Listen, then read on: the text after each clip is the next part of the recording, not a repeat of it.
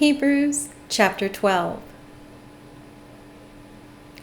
Since we are surrounded by so great a cloud of witnesses, let us rid ourselves of every sin and burden that clings to us, and persevere in running the race that lies before us, keeping our eyes fixed on Jesus, the leader and perfecter of our faith. For the sake of the joy that lay before him, Jesus endured the cross, despising its shame, and took his seat at the right hand of God. Consider how he endured such opposition from sinners, in order that you may not grow weary or lose heart. In your struggle against sin, you have not yet resisted to the point of shedding blood. And you have also forgotten the exhortation addressed to you as sons. My son, do not disdain the discipline of the Lord, nor lose heart when reproved by him. For whom the Lord loves, he disciplines. He scourges every son he acknowledges.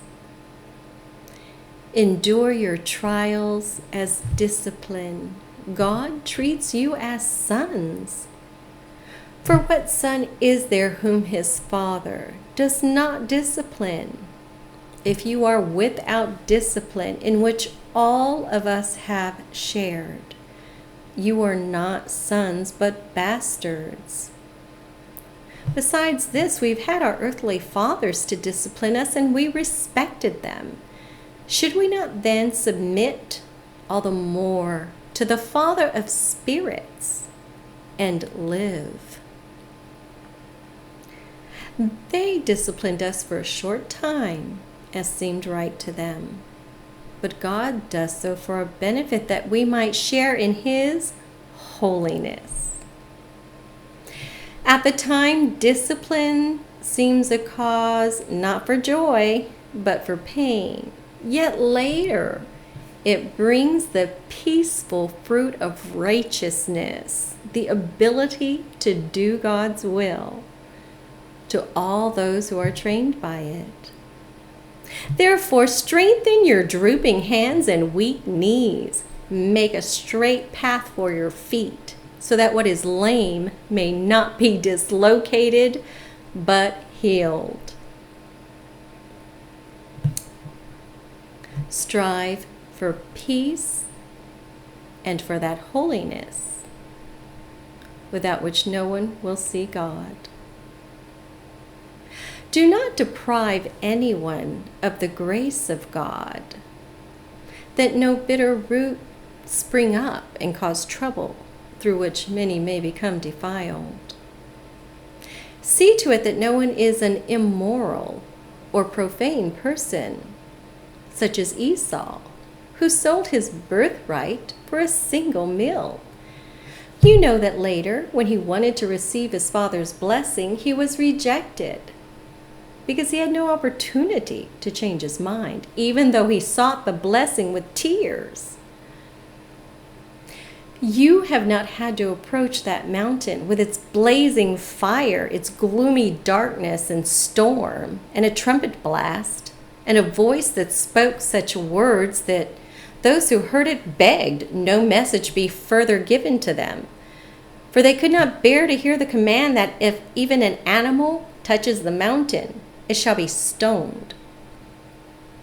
Indeed, so fearful was that spectacle that even Moses said, I am terrified and trembling.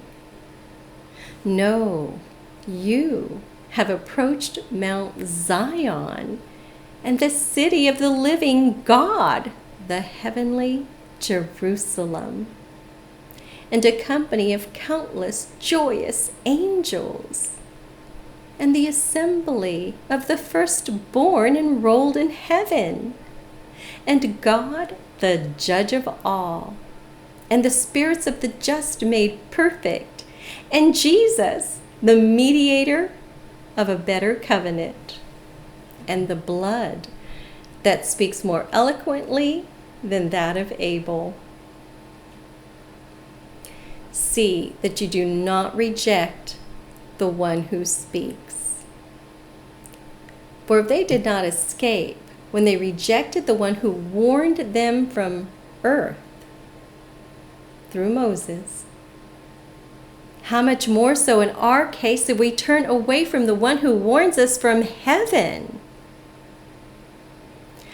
At the time, his voice shook the earth, but now he has promised, I will shake once more not only the earth, but heaven as well. That phrase once more refers to the removal of the shaken created things, so that what is unshaken may remain. We who are inheriting the unshakable kingdom should have gratitude with which we offer praise to God in reverence and awe. For our God is a consuming fire.